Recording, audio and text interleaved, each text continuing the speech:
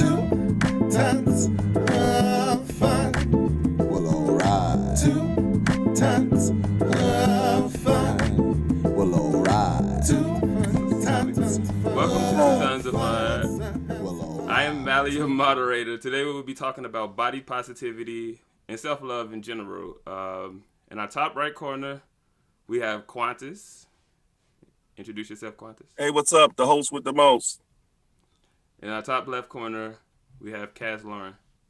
Hey, this is Kaz. What's going on? All right, let's get into it. So we're gonna start off with ton one. With you first. What is your favorite body part on your body? What is my favorite body part on my current body? Yeah. Oh my God, there's really no favorite part at my head. That would be the favorite part for me, because everything else is atrocious. Go ahead.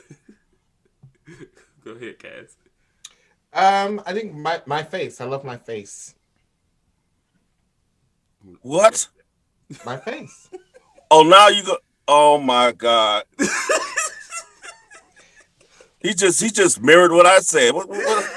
Well, that's what I love. I can't help what I love. I love my face. But that's not what I'm we see trying to all the make time. sure we I really- don't see your face. Okay, well, I thought he was gonna say like belly or something else that was not seen. No, I'm not into that. That's not my scene, Quanti. so what is your thoughts, Kaz, on the body positive? I also like my feet. If you want to know, I really like my feet. Yeah, you too. paint them. What? Yeah, I paint. So there's this thing I do when I get a pedicure and a manicure. Every time I get a pedicure and manicure, I get my nails done just like regular clear nail polish. But then I do my feet, and like right now, my feet are like this Caribbean green. Yeah, I've always since I think it was about 3-4 years ago. Yeah, Caribbean green. Okay, what's your thoughts towards the body positive movement and like people loving themselves more in general? Like, what do you think about that, Kaz? I think that for me, I'm somebody that has jumped up with my weight. I've been, I think the lowest size I've ever been was 175, and I'm 380 pounds at this time. I think when I was 175 pounds, I still felt like I was 380 pounds. So I never felt thin or enough or beautiful enough. So for me, I believe that you need to learn how to love yourself with where you are currently, because if you don't, when you get to your destination, you will not love yourself anymore. It will never be enough. And so I'm 380 pounds, but I'm a damn good looking man. I think I'm beautiful and attractive and deserving of love. Quantis? Let's get What are your thoughts, Quantis, towards the body positivity movement? Jesus. He's so concerned with who's watching him. Quantis. Look, man, y'all the ones messing up. I told you what to do. You wouldn't listen. Hard-headed. We don't care about that. The stuff is still being recorded. Jesus. See, this is why I said we shouldn't do live stuff, because you are hard to keep on track. Shouldn't do live. I'm not the one that messed up.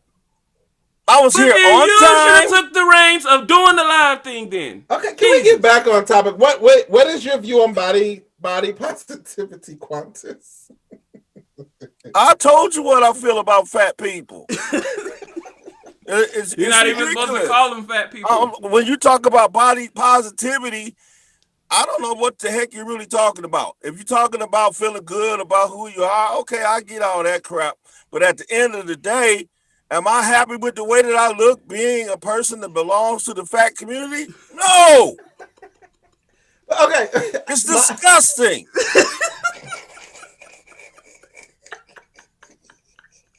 All this new modern psychobabble about, oh, I love me just the way you are. Just stop going to Weight Watchers. Stop doing all this other stuff and trying to lose all this different weight. You just can't be a big fat blob the rest of your life and to call it a day.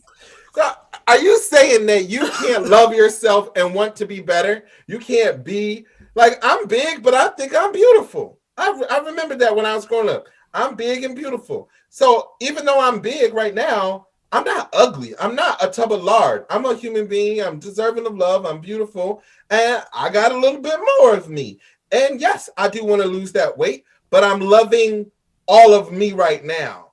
All of me. Would you date yourself? Yes, I would. I got a gorgeous face and a gorgeous something else. Have you ever dated someone your same size? Have I ever dated someone over 300 pounds? No. Mm-hmm. Busted. I haven't been dating right now. I wouldn't date myself because I'm not gay. So would I date a girl the same size? Absolutely not. It's Mission Impossible. No way.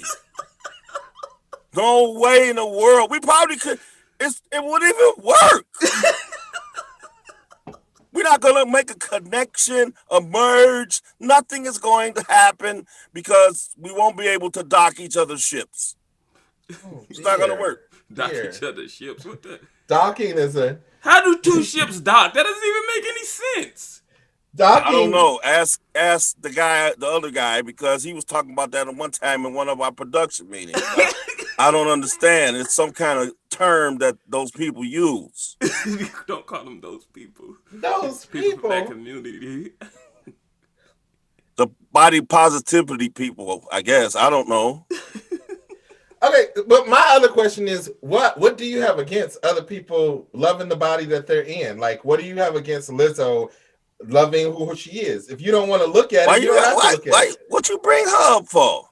Because she's one of those people that is extremely comfortable in the skin that she's in, and she's not afraid to show it. I always show it. Look, it should be outlawed though. Look, that's ridiculous, man. I saw it on regular TV, all over the screen, and if I had underage children in there, I would have told them to leave the room. But if it was inappropriate for younger eyes, if it was a skinnier person, would that be okay? What? If a skinnier person was doing the same thing she did. That Lizzo? No. Yeah, because she had too much exposed. and even a skinny person. I remember when Cher did that. Cher had her whole behind out one time some years ago. Her and Prince did it. Prince, too. He had his butt out. And that was okay? No. Hold on. He wore Prince clothes, too. Didn't you? In the past, Quantis. That was before I was enlightened to a better way. And I definitely would not be wearing no Prince pants right now. Why not? When I'm home, when I'm in my house, my beautiful home, I like to walk around in my shorts and not have my top on. I don't want to have my top on. Oh, you like to walk around more than the shorts, man. You walk around in the buff birthday suit. No, I don't. The hell out of me. One time I came with them. Oh man, it looked like a walking rock, a big rock walking around the house with a crack in the back. Screw you. No, if this is my belief, and I do walk around. I walk around in my boxer briefs, but this is my logic: is that if I went to the swimming pool, oh my God, hold on, boxers? Is that what you call those? They look like pantyhose to me. Those don't know boxers. Oh, come on. It's the same thing as people going out to swim at the beach. So if I go to the beach, I should be able to wear swimming trunks and no top. I don't care if that makes you feel uncomfortable. This is my body. This is where I'm at, and I love it. And if that makes you uncomfortable, that's on you. If you go to the beach, I'm telling everybody in the water, watch out! He's about to blow! And everybody in the water is going to be dispersed when you get in there. So do you swim with a shirt on? Yeah, who does that? Me. Black too. Black, not white. It's hot. It's too hot to wear black clothes. No, man. You wear black, people can see all the wrinkles. And if you wear white, they can see all the curves and dimples. Nobody wants to see all that. That's disgusting. People eating their lunch. Don't nobody want to look at you while they're eating their lunch on the beach. Don't look. Wait, then don't look. Who is forcing you to look at me? Nobody is forcing you to look at me. They can't help it. You like a big movie screen walking around. How can somebody not see you? Yeah. Can you imagine what the kids are saying? Mommy, what is that? Is that a sea creature? Or what is that just come out of the beach? Oh, no. I don't know. I think it's a whale. It might be a whale. Walking whale? No, that's impossible. Because he's at the beach coming out the water. So you are a fat person that hates fat people. Yes. A fat bigot? Is that what it would be? Yeah. You're a fat bigot? You're a body sizes. You're a body shamer. I'm a body sizes. Yeah, you have a fat phobia.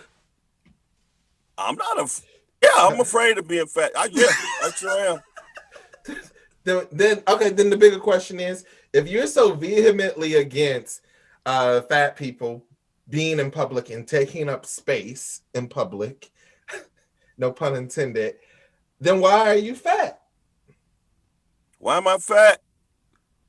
I just became this way 2 years ago from hanging around fat people. That's what happened. Hanging around fat people makes you fat. Not what you put in your mouth. How's that celiac disease going? It's like hanging around fat people. It's like putting a crackhead around a crackhead that's not trying to be on crack around other crackheads. So you think you'll lose weight if you went around smaller people? It's happened. Yeah. Okay. So with that said, let's move to this first segment. Rank these restaurants. Giordano's, Home Run Inn, Beggar's Pizza, or Italian Fiesta Pizzeria. Rank them 1 to 4. Wait. Say it again. Giordano's, Home Run Inn, Beggar's Pizza, Italian Fiesta Pizzeria. Rank them 1 to 4. Italian Fiesta. Number 1. But number 1. Cause I'm from the hood, man. I know I don't look like I'm from the hood, but I'm from the hood. And then it's greasy. It's perfect. Then you got Beggars would be number 2. Home Run Inn. They kind of fell off, but that would be number 3. And then Giordano's has no business on there because that's. But they would be last. They got you don't like their deep dish? You like that pizza I bought last time? They're not the best deep dish.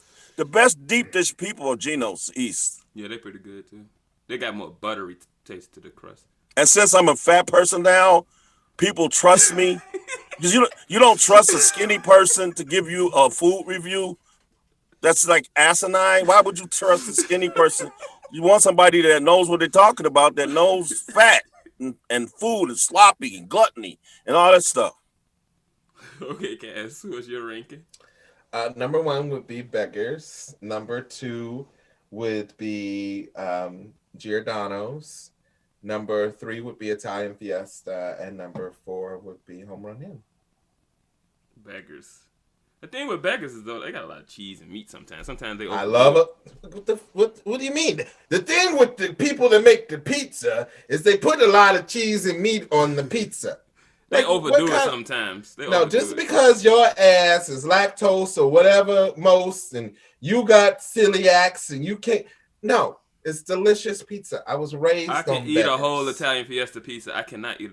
I can only eat like 3 to 4 slices of Beggars. Then I'm sick of it. I can't eat a whole Beggars pizza. I think we have we have a future ton coming. If you can eat a whole pizza, you're on the way to joining.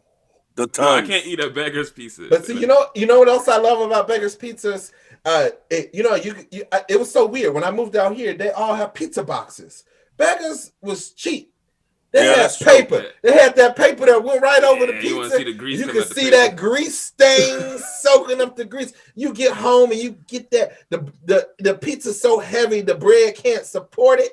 The heck that's delicious. That's light. I have a question for ton 2. Tell the truth. Shame the enemy. When you go get a pizza, when you pick it up, does that pizza enter the house whole or something missing? Whole. When I go to Italian Fiesta, I pull a slice right out as soon as I get in the car. I have never done that with a pizza. I have been accused of doing that with McDonald's, but that's a different story. And we're not going to get into that. But I have never done that. I believe the police officer.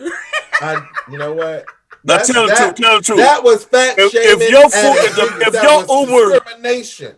If your Uber Eats person is fat, you be kind of looking at him like, wait a minute.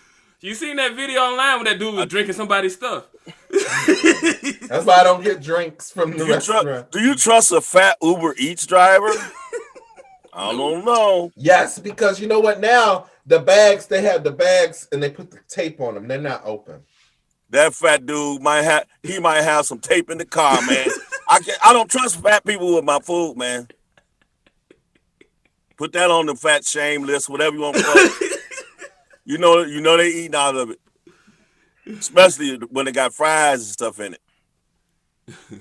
Okay, do you think the government plays a major role in why so many people are overweight, or major corporations like in this country?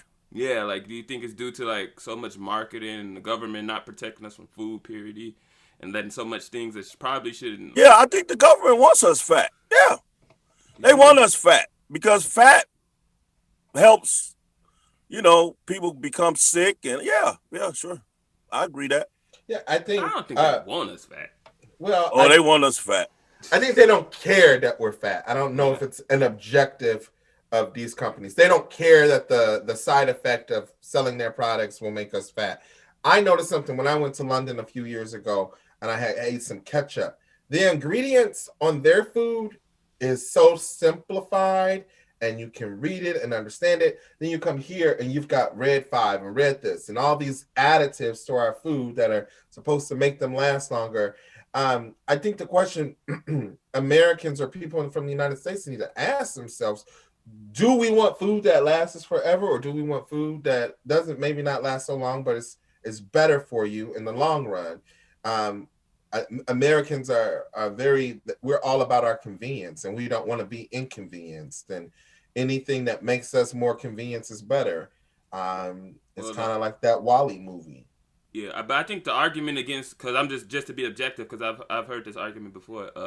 The argument against food purity and the push for GMOs is that they say it wouldn't be enough food if we just did everything through the natural process. I think they said genetically modifying. I don't have an issue with GMOs, really. To be frank, I don't really have an issue with it. What I'm saying is that there is stuff in the food that makes you addicted to it.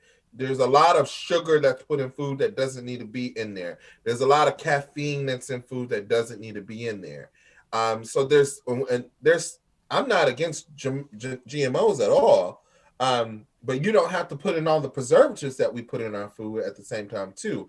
Granted, the UK is the size of Minnesota, and so it's easier. But I think that government does play a responsibility in making sure companies don't take advantage of people. And a lot of places. So you go into the city, there's a lot of food deserts around. There's not a lot of places to get healthy food.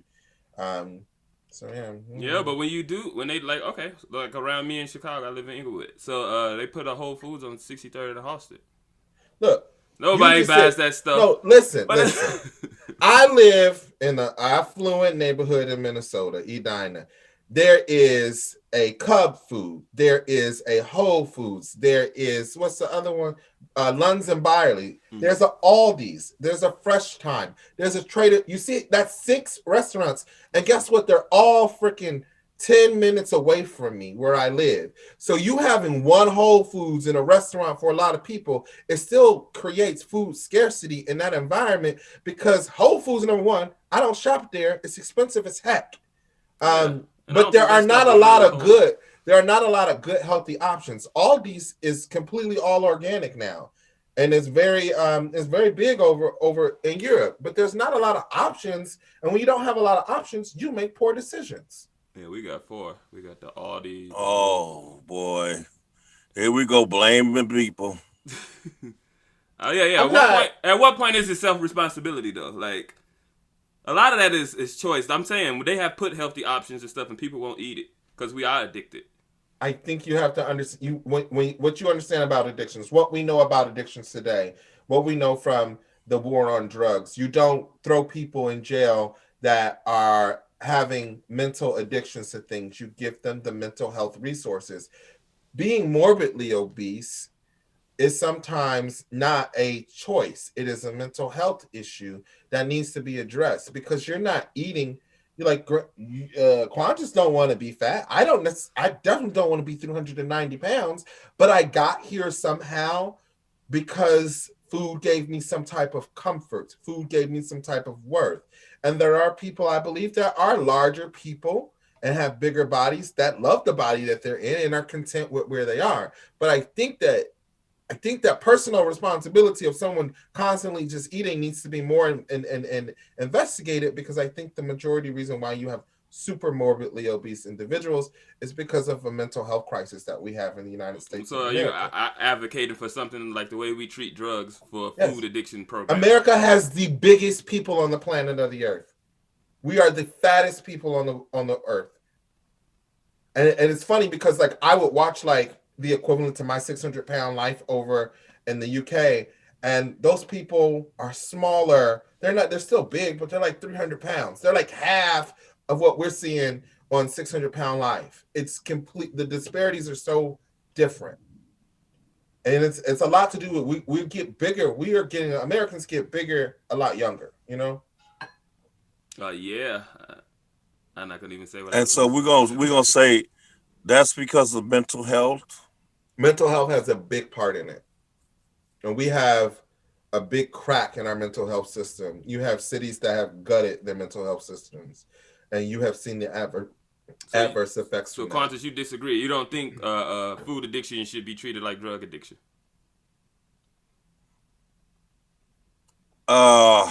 Like a health crisis where the government comes in with this task force to try to eradicate it. I mean, you know, as far as like what the government can control, like the public schools and things that they can control, but pretty much what are you going to do? They killed a lot of us Obama when she tried that. We fat because even though I'm sitting up here saying I'm fat because I hang out with the fat gang and all of that stuff, that's still not an excuse. It's not an excuse because I don't have to be this way. I wasn't born this way. Some people might have been born fat, but I wasn't born fat. I wasn't born fat. I wasn't born 13-pound baby, or I didn't have parents like some parents. You see these kids, they 2 years old and they look like polar bears because the parents keep feeding them. And no, I didn't have that. I did this to me. And to me, the way you get rid of fat is just like you get rid of a messed up house. You walk in the house, say, man, this house is jacked up. It's disgusting. It's time to clean the house up. When I lose this weight, that's how I lose weight. I have to finally say, look at this piece of crap. You need to get it together. You need to get it together. I'm tough love. I believe in tough love. I'm tough love myself. I don't do this mushy love myself. I tough love myself. I got a question. You need to get this together. That's it. I got a question. Tough love yourself. So if you want bushiness. How many times have you upped and down with your weight personally? Up and down. I've been up and down my weight since I've been in this area countless times. Okay, so going to my point, food is directly connected to your mental health. When you are little, when you are young, like you were talking about, parents that overfeed their kids, they begin to associate that with love. When I have my nieces and nephews over at the house and my mother is cooking for them and they're not wanting to eat, when you have, and they yell at them, they create a traumatic moment. And that causes them either to want to overeat or undereat. Like when I was growing up, we had to eat food in a bloody circle and eat a little bit of this and a little bit of that and a little bit of this. And everyone could in a bloody circle. In a circle. So like you the way you put your food on the plate, you had peas, you had your vegetable, your starch, and your meat. And you couldn't just eat all the meat first. You had to take a piece of the meat and eat the meat. A piece of the potatoes and eat the potatoes. A piece of the peas and eat the peas. But you had to eat all the food on your plate. I see why. And my brothers and sisters, some people couldn't finish the food on their plate. And if you didn't finish your food, you didn't get it from that table. So I got the lovely nickname called the garbage disposer. because I'm so empathetic and I'm so caring and I don't want everybody else to get punished. So I would eat everybody else's food that was left over out of fear to protect my siblings. And so... So you got fat by being the hero. That's one of the, I'm trying to explain to you one of the instances that does lead to my morbid obesity, because I started associating food. I started associating food like, yeah, I did kind of feel like a hero. I felt like I saved the day. I felt like I saved us from getting our hands. Here I come to save the day. With a spoon. The fat man is on his way. I will eat your food so you don't have to go to get a whooping. I can't stand my hero, Kaz, the food terminator. All I'm saying is that there are reasons why people eat, because they increase dopamine, they can increase certain levels, they can increase euphoria. When I have starved, when I first lost weight the first time before I went to college and got down to 175, I starved myself. And when I started eating, food didn't taste right to me. It gave me nothing, and I couldn't enjoy any type of food. And went to the military, everything else. And I got here, I got on antidepressants, and that caused me to eat more. And I re-engaged in my relationship with food, and food became solace and made me feel good. And I could control it. And I said, I could eat as much as, that was one of the things when I was little. I used to couldn't wait until I could get money and be old, grown up. I said, I could eat whatever I want to eat. If I want to eat ice cream for breakfast, I'll eat ice cream. If I want to eat a whole cake, I can eat it. And that gave me, doing that made me feel like I had power and freedom. And so now that I can understand that, I'm starting to understand my mental health and my relationship to why I overeat, or to why I want to starve myself, or all these other things. And so when you start breaking those down, you really can start to learn how to lose weight and permanently keep it off. I am tired of losing weight and gaining weight. So I want to be healthy. So Quantis, what was your weight gain journey based on? Like, how I believe that what's made you start? I had part of it when I was growing up. You know, parents making you eat everything. I went through that stupid stuff. The parents making you eat everything. I think a lot of people become overweight because we lost what I call your sense of full, and it starts out even with infants. Are you peeing in a cup? What are you doing? I'm getting some wine. I just heard some trickling. I said, I can't believe he's peeing in a cup on the air. It sounds like box wine to me. It is, but you know what? This box wine is actually pretty darn good. It's called what is this called? It's called Big Sipper. I got it from Total Wine. That sounds weird. Big Sipper. Yeah. Oh, well, that's a sponsor. Yeah, no free sponsorships. It's good though. It's really good. One thing I found out about products and stuff, they don't cut your commercials. They be like, thanks for the free advertising. Only the music dummies do that stuff. But the product people don't care. Gorilla Glue, they don't care. Just whatever, you know. Hey, that's cool. Like, okay, so it's even the same with that. Now that you brought up that young lady, like, what about the beauty standards in our country that make people want to change the color of their hair, press their hair? That's all that stuff is related to the same as the food epidemic. That's my wheelhouse. Let's get back on this fat stuff, because we're gonna start talking about Eurocentric versus Afrocentric. I get that. That's a whole topic in itself. No, I'm saying, but how is that different from fatness? It does deal with body positivity though, because you do have people that don't have a lot of hair, and society will shame them and say a woman can't be bald, or a woman can't have facial hair, or a woman can't have armpit hair. I'm with society on the facial hair. But there are people that, I don't like my women with a beard. You don't like my women with a beard? I love me a woman with a beard. I'm cool. No. We could just rub our beards together. Is that what the gays mean when they say you got a beard? No, that's not what it means. I was about to say Quantis needs a beard. Okay, Quantis has had, some beards in his life. Woo! If you really don't know what a beard means, a beard is everybody know what that is. You know what it means. You don't have to explain it. But that's enough. We digress. That's another thing. We It just deals with body positivity, though. Society tells you can't look this way, and you can't be this way, and you can't wear this and wear that, and I can do whatever I want to.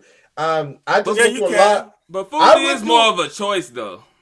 Like I said, it is a choice to an extent, but there are mental qualities that deal with it. There's a big reason. There are a lot of people are emotional eaters and eat to make themselves feel good. And some people's bone structures are built different and they wear weight better. Or as a lot of black folks say, big boned. No, you got some people that's like 200 pounds. That's women and they wear it better than a woman that can only be 135. By the way, I'm black. For those that might not know, this is not a white man. This is a black man. I'm authentically black. What does authentic black even mean? What does that even mean? I don't know. I just made it up. I'm authentically black. Okay. Speaking of Eurocentric beauty, this is conditioned hair. You know? I guess I fell to that bull crap too. Uh-huh. You know? Did you but no, why can't you have context? Wait, why do we make the issue of I started wearing straight hair and it's not to be Eurocentric? I wore it because I like it. I feel like I like the way I look. I have had curly hair. Is that what they call it? Straight? Yeah, my hair is straight. So if your hair's not straight, what is it? Curly. Oh, okay. Like, man. And that's what I was just getting into. I'm the only one wearing my natural hair. I've worn a fade. I've had curly hair. I've been blonde. I've had cornrows. I've had braids. I've really done a lot of different things to my hair, but I do that because it makes me feel good. So why should we shame people that want to do different things to their body or to their hair? Why does it even matter to anybody else? It's not your body. Like, I don't get the obsession that other people have with what other people do with their body. You know what? It shouldn't matter, but when it comes to like culturally, what a lot of African Americans have gone through, we do it not because we want to, but because we've been conditioned to think that Eurocentric beauty is superior to Afrocentric beauty.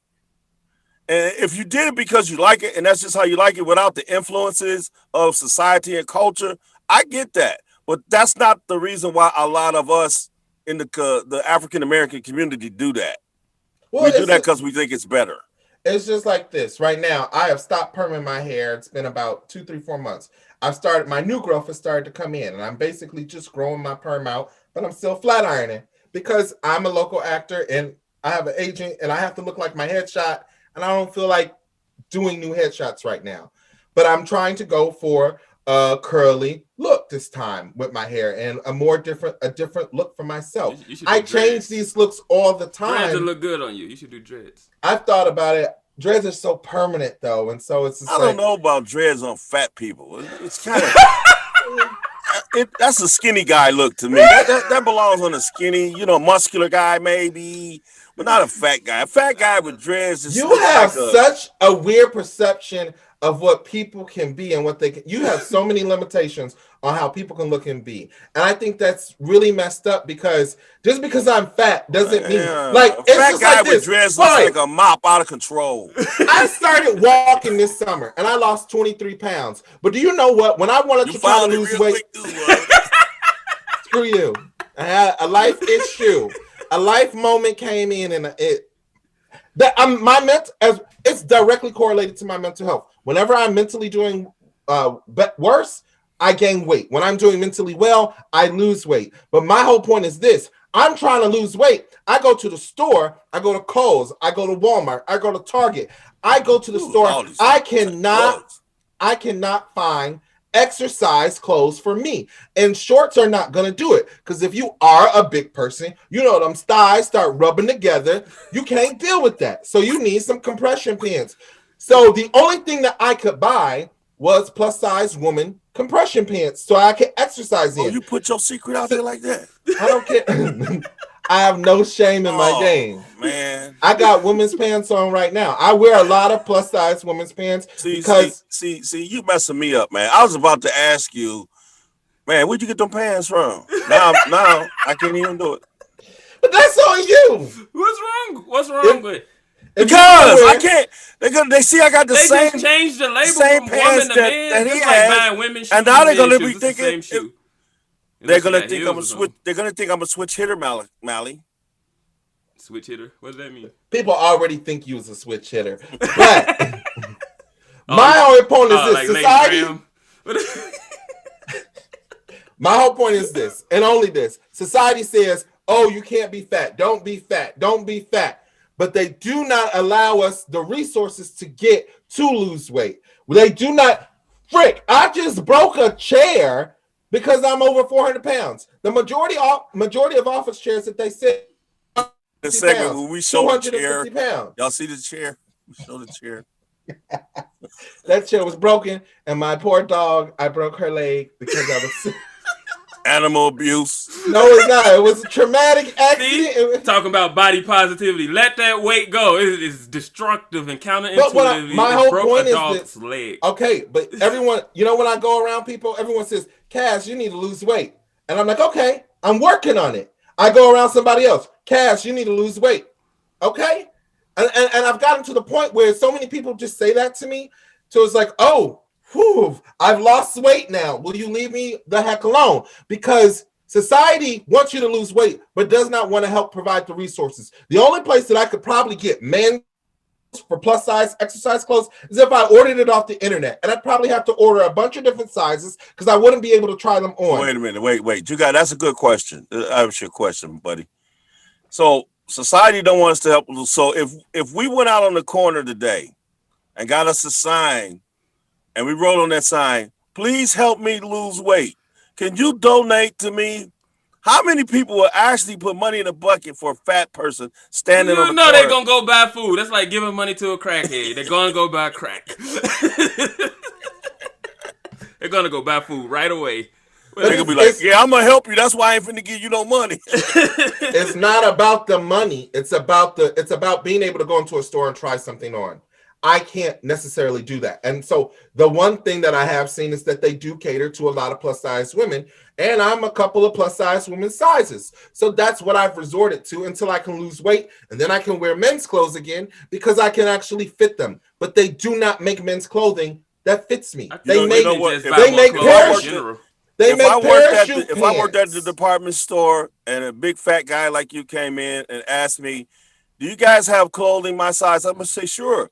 Go down there to the bedding department and get some of them sheets. But that's what they do. That's what we have for men. They give us these big parachute pants, these oversized shirts, and they say have at it. So your thighs can get chafed to death. That's all you need. That's why I wear a nightgown in my house, and people make fun of it. I wear a nightgown because I want to be comfortable. That is not a nightgown. They call that a moo-moo. You know that it's a moo-moo. We solved the problem for the fat guys that's tuning in to the Tons of Fun. If you cannot find clothes, just go to the bedding section. Go to bed and what's the bed and beyond? Yeah, there you go. Bed, bath, and beyond. Try the plus size women's section. There's a lot of stuff. A lot of people don't know that I wear women's pants. They can't tell. So try the plus size women's section. It's a secret. It don't matter if it's woman or a man. It's always gonna be tight on you. Like, what about the pregnant? What about the pregnant? The maternity? I haven't never worn any maternity clothes, but I've always thought about it. I said, it would actually be perfect because it would come up over the belly. You don't understand. You need that support. Yeah, that little elastic in the front. That might be a new idea. That might be a new invention. So yeah, because I'm gonna tell you what. Hey, you get tired of wearing sweatpants all the time. Fat people be wearing sweatpants to the funeral. It doesn't matter. Oh, nobody wear more sweatpants than old people. They got them jogger suits. Swish. I'm surprised that Mitch McConnell don't got on no sweat clothes. They probably wear them when they be up in their office, not just in public. Got this damn suit back on. My grandma been wearing sweatpants my whole life. I know, right? Why do I don't know, because I do it now. I don't know. You got the swishy one, and then you got to have a fanny pack with it. They wear the sweatpants. No, I don't do the fanny pack. My most comfortable clothes is leggings. The tighter, the better. Just keep it all smooth. But you know what? Why do fat people rub their knees? You're the only fat dude I know like tight stuff, man. It's because I don't want to chafe my thighs. That's right. I have chafed my thighs raw. before. It's painful. And to the point, then you do that, then you can't walk and lose weight. You too fat, you need to lose weight. Well, I got to take a break now, a week off, because my thighs are raw from working out for 1 week. Now, see, that I don't have that problem because I have something else in the middle that's always getting in the way from the rubbing. That has nothing to do with that. No, that's because you walk. I know that's why you walk like a goddamn penguin. Yeah, because if I brought my thighs together, I would lose my third leg. I would just rub it away. No, all that happens is your pants get holes in them in your underwear. No, man, you don't understand. I do wear it. You know what though? You know what? Reveal to the people why. That would be kind of gross. Oh my gosh, Quantis. Nobody want to hear about your. Nobody want to hear about your slong dong. No, but not that. It's not that part. It's the other ones. No one wants to hear about your jingle bells. But the other thing is, by wearing women's pants, I don't know why, but I don't wear out my crotch. I don't wear out my crotch like I used to. I'm sorry for burping. Okay. Oh, he gonna excuse himself for burping, but talk about jingle bells and dongs and all this kind of stuff. Yeah. Oh, I don't understand this guy. So would you suggest that most fat people should use a bidet? Yes. Oh, most definitely. 2 tons up on that, right? 2 tons up on the bidet. That's the best thing happened to me in my life. Bidet is a godsend. And I've known about bidets of a long time, but I gotta give my buddy credit. He hooked me up with that. That's he hooked me up with that. That's all I'm gonna say. I wanted to say something else, but I'm gonna be nice. What? What? The bidet is a lifesaver. It goes up there. It gets whatever residuals are up there, washes it out. Then it can get up there and act kind of like a little bit of an enema.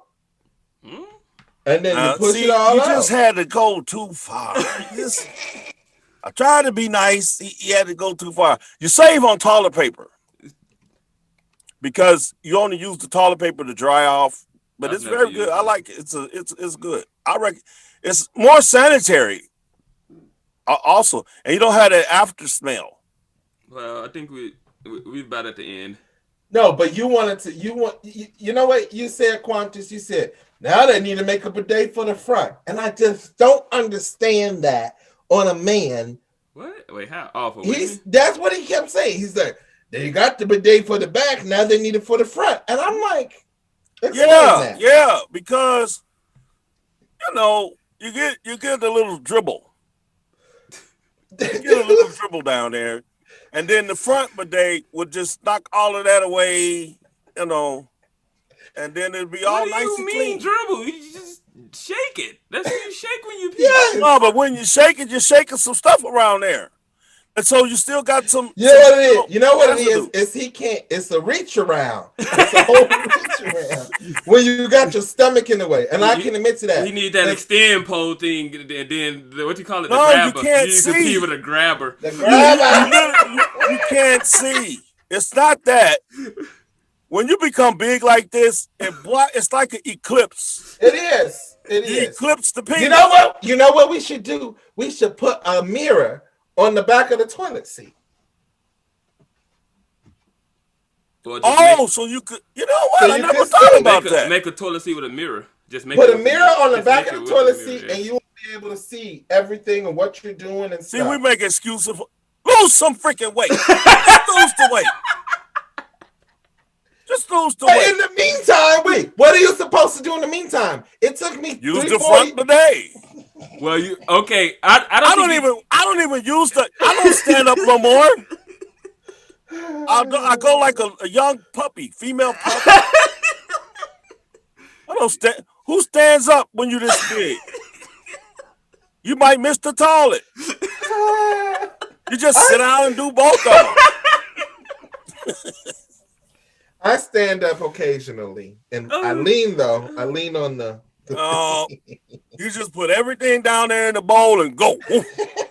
Well, y'all, that's it. I will give y'all this. Y'all ain't that bad because them fat people that always got to get it in the cart, the electric cart at the store. That's when you going too far. Oh, that man. It's too far. It's too far. If you're not a for real disabled person, I know they wearing diapers or some kind of condom or something. They not going the regular way. They got the catheter, something going on. That's another thing. I was thinking, getting one of those things and put it on your leg. Then you don't gotta do nothing. I thought about it. Lose the weight. But you still love your share while you're in it, but still I do. I love my body while I'm in it. That's my whole point. That's it. It is difficult for me to do a lot of things. I had my doctor call me. They did a survey from the VA. Do you have difficulty bathing? And I had to think. I said, "Damn it." You got one of them old people in your shower? I did. I said, "Damn it." I had to think, and I was like, damn it. Because you know they're trying to offer you some money when they say I do. And then they said, do you have difficulty getting dressed? Yes. God damn it. How do you put on socks? Do you have difficulty? I said, I'll be sweating. By the time I'm done getting dressed, I done sweated my hair out, done got pit stains on my arm. I'm sweating like hell. It could be cold as shit, and I'm sweating. I hate putting clothes on my body. And I hate putting socks and shoes on.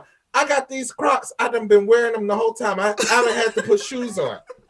I can get my foot on my knee, but it's the right. It's what? The left. The left foot I can't get on the right knee. Which makes it difficult. The perils of fat people.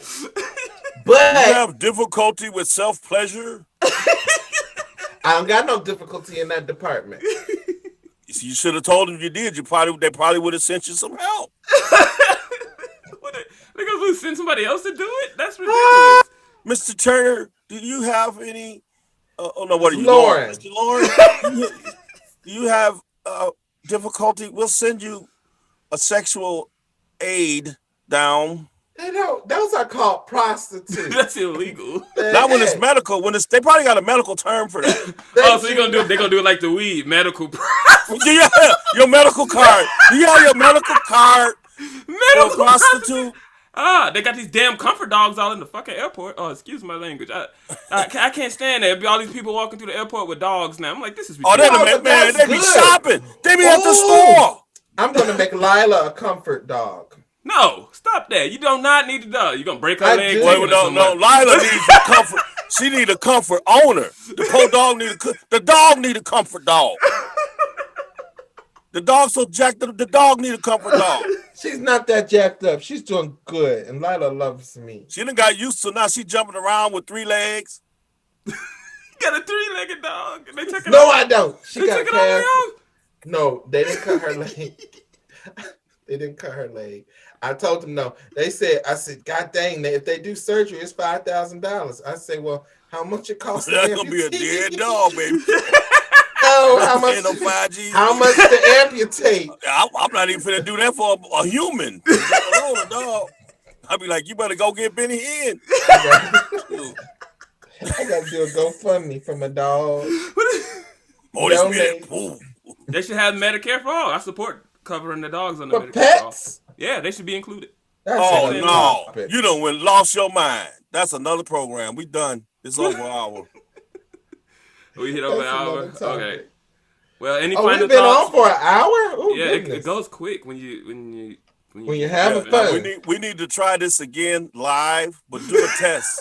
We'll do it again in a month. Yeah, someone needs. The next time we'll just do a random go live where we test it out. But next time we just gonna run a test. Just run a test. Let's wrap it up. Mally, next time we'll tell Quantis the broadcast starts at 1:30 and he'll be here at 1:30. Now, hold on. I was taking care of a veteran, a disabled veteran. A very commendable thing that I do to work off my past sins. I have to take care of people that cannot take care of themselves. You talking about the past sins in the garage? So, that's what I'm doing. I'm almost done. My payments I'm almost paid off. That's how it works? You believe in karma? No, I don't.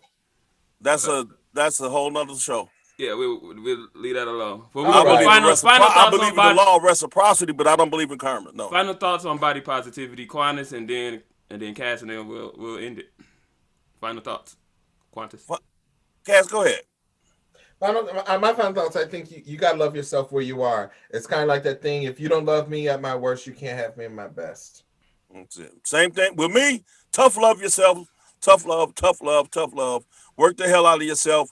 Get rid of the lazy excuses, and then you can be all who you want to be.